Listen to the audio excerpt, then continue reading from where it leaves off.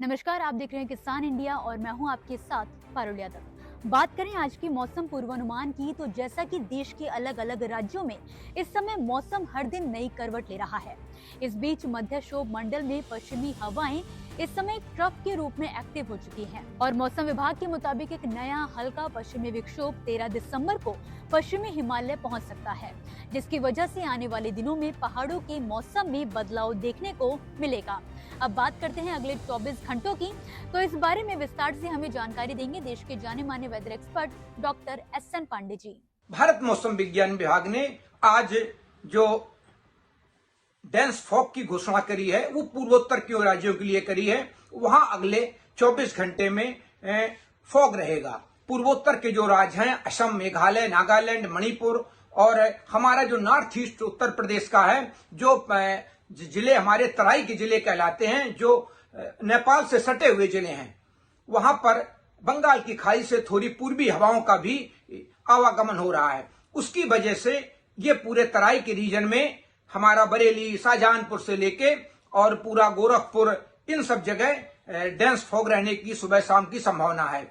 इसी के साथ जो हमारा पंजाब, चंडीगढ़, हरियाणा है, यहाँ पर भी अगले दिनों में सुबह शाम का फॉग देखा जा सकता है। लेकिन अभी जो एक बड़ी बात हो रही है कि जब तक दिसंबर में हमारे यहाँ फॉग नहीं होता है, बादल आते हैं, कहीं बारिश होती है और दिन में धूप कमजोर होती है, तो ये स्थितियां अभी नहीं देखी जा रही हैं। हम कह सकते हैं कि ये स्थितियां जलवायु परिवर्तन का कहीं न कहीं असर है, क्योंकि पहाड़ों पर जो भी अब की बार वेस्टर्न डिस्टर्बेंस भी आए हैं, तो ये वेस्टर्न डिस्टर्बेंस बिल्कुल ऊंचे अक्षांशों पर जा रहे हैं, जिनका असर हमारे जम्मू कश्मीर के साथ जो पहाड़ों पर नहीं हो पा रहा है। आईएमडी के मुताबिक तमिलनाडु और अंडमान निकोबार द्वीप समूह में हल्की से मध्यम बारिश होने की संभावना है। आंतरिक तमिलनाडु और लक्षद्वीप में भी हल्की बारिश के आसार बने हुए हैं। वहीं जैसे ही 13 दिसंबर को पश्चिमी विक्षोभ हिमालय क्षेत्र में पहुंचता है, जम्मू कश्मीर, हिमाचल और उत्तराखंड के कुछ इलाकों में हल्की बारिश और बर्फबारी देखने को मिल सकती है। अब बढ़ते हैं उत्तरी भारत की ओर, तो पूर्वोत्तर राज्यों के कुछ हिस्सों में अगले 24 घंटों के दौरान घना कोहरा छा सकता है। इसके अलावा पूर्वी उत्तर प्रदेश और बिहार में भी सुबह के समय कोहरा रहने की संभावना है, जिससे विजिबिलिटी कम हो सकती है।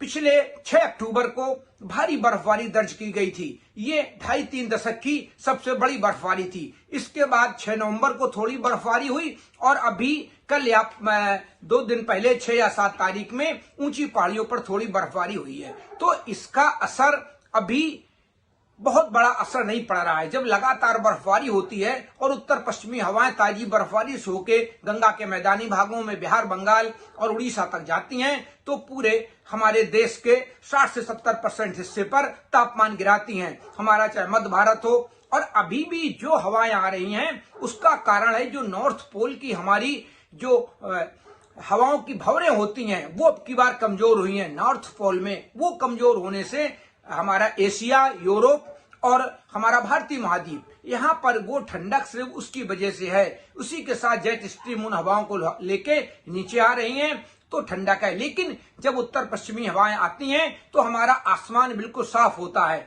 और जब आसमान साफ होता है तो दिन में तेज धूप निकलती है। तो अभी भी दिन में तेज धूप निकल रही है, लेकिन आगे 14-15 में नया WD आएगा, उसकी शायद इंटेंसिटी ज्यादा हो, तो हो सकता है कि बर्फबारी हो और आगे आने वाले दिनों में दिन में भी थोड़ी ठंडक महसूस हो। क्योंकि दिसंबर में देखिए, जब तक कोहरा नहीं पड़ता है, बादल नहीं रहते हैं, बूंदाबांदी नहीं होती है, तब तक दिन की सर्दी महसूस होती नहीं है। तो ये स्थितियां भी अगले 24 घंटे जारी रहेंगी। तो दोस्तों, कुल मिलाकर देश के अलग अलग हिस्सों में बारिश, बर्फबारी और कोहरे का असर देखने को मिलेगा। फिलहाल मौसम अपडेट में इतना ही। आप मुझे दीजिए इजाजत और देखते रहिए किसान इंडिया। धन्यवाद।